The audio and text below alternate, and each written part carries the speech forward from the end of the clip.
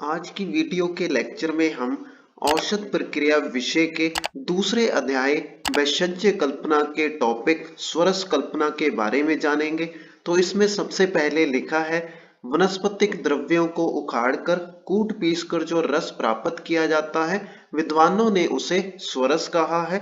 तो इसमें सबसे पहले स्वरस की परिभाषा या उसके परिचय के बारे में बताया है कि जो भी वनस्पतिक द्रव्य होते हैं, चाहे वो कोई औषधि है, कोई वृक्ष है, उसके उपयोग होने वाले पार्ट को, चाहे वो कोई पत्ता है, फल है, तना है या उसकी छाल है, उस पार्ट को लेकर उखाड़कर कूट पीसकर जो उसका रस निकाला जाता है उसी को यहाँ पर स्वरस के नाम से लिखा गया है। तो इसके बाद आगे लिखा है लेकिन इतना ज्ञान पर्याप्त नहीं है, यों ही किसी भी द्रव्य का येन केन प्रकारेण स्वरस निकालकर चिकित्सा अर्थ उपयोग में लाना सही नहीं है। स्वरस प्राप्त कैसे करें, किन बातों का ध्यान रखें, इस बाबत आचार्य शार्ंगधर ने स्वरस निर्माण की वैज्ञानिक परिभाषा देते हुए कहा है। तो यहाँ पर लिखा है इतना सा स्वरस कैसे निकाला जाता है या उसकी परिभाषा क्या है, इतना जान लेना पर्याप्त नहीं है।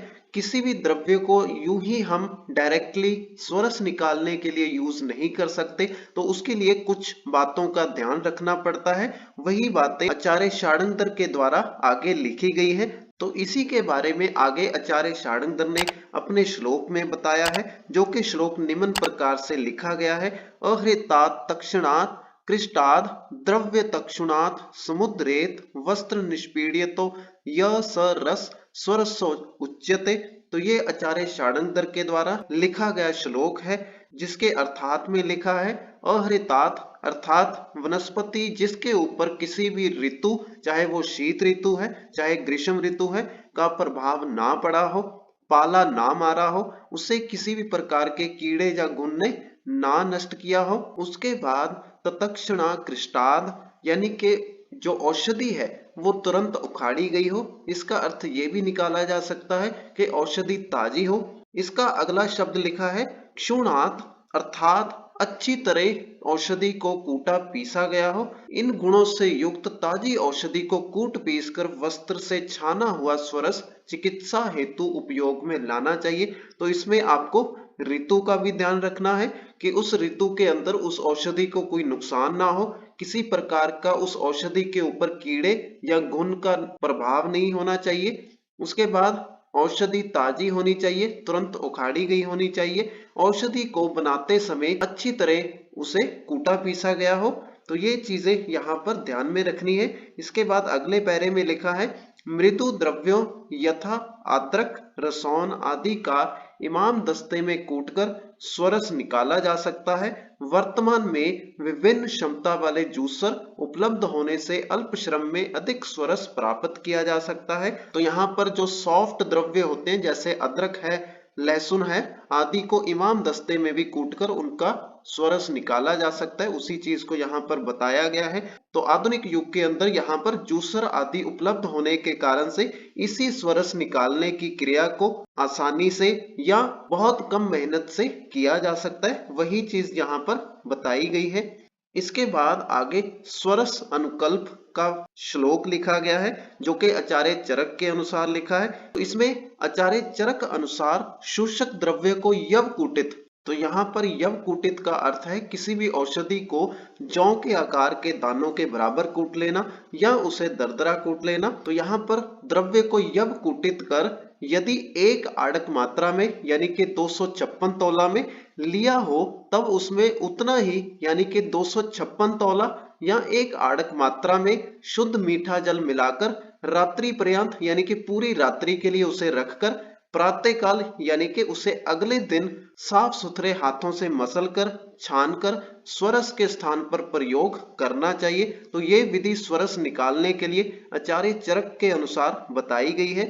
इसके अलावा अगले पेज पर यहाँ पर एक और श्लोक के अनुसार विधि बतलाई है, जिसमें लिखा है शूषक औषधि का मोटा चूर्ण यानी कि यवकूट चूर्ण करके एक कुड़म या 16 तोला मात्रा लेकर 2 गुना शुद्ध मीठे जल में भिगोकर रात्रि पर्यंत उसे रख देते हैं, जिसके बाद अगली सुबह यानी कि प्रातः काल मसल कर छान कर उस स्वरस को उपयोग में लाते हैं, तो यह भी स्वरस कल्पना का एक अन्य विकल्प या एक अन्य विधि है। इसके बारे में यहाँ पर बताया गया है। तो इसके बाद आगे स्वरस की मात्रा बताई है, जो कि यहाँ पर आधा पल या 2 तोला है। तो इसके बाद उसकी पुट पक्व स्वरस की मात्रा 1 पल या 4 तोला बताई है। इसके बाद सवीरता विधि यहाँ पर बताई है, जिसके अनुसार किसी बनाए हुए स्वरस को कितने समय के अंदर पिया जा सकता है या उसे यूज किया जा सकता है। तो स्वरस की जो सवीर्यता विधि होती है वो या तो तुरंत पीने योग्य होते हैं या उसे